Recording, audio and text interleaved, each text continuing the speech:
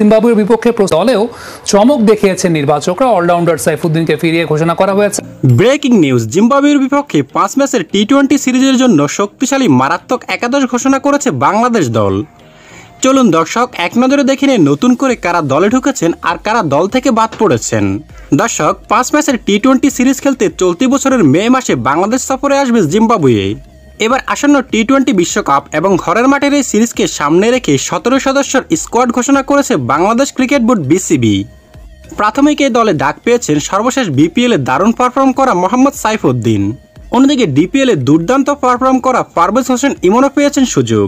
এছাড়া আরও আছেন আফিফ হোসেন ধ্রুব ও তানভীর ইসলামও।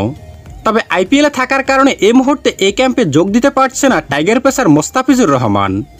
আর সাবেক অধিনায়ক সাকিব আল হাসানও এই তালিকায় নেই ব্যক্তিগত কারণে।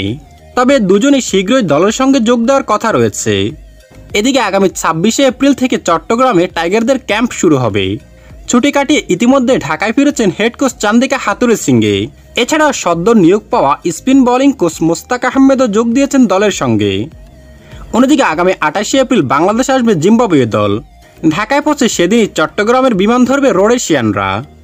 এরপর আগামী 3 মে শুরু হবে টি-20 সিরিজ। এই সিরিজের প্রথম 3টি টি-20 অনুষ্ঠিত হবে চট্টগ্রামে।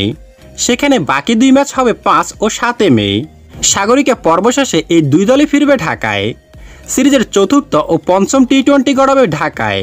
মিরপুরে 10 এবং 12 মে হবে সিরিজের শেষ 2টি টি-20। এদিকে এই সিরিজ শেষে যুক্তরাষ্ট্র সফরে যাবে লাল সবুজের দল। সেখানে স্বাগতিকদের বিপক্ষে 3 ম্যাচের টি-20 সিরিজ খেলবে টাইগাররা। আগামী 21শে মে হবে টি-20 সিরিজের প্রথম ম্যাচ।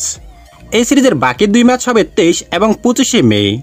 সিরিজের সবগুলি ম্যাচে অনুষ্ঠিত হবে টেক্সাসে।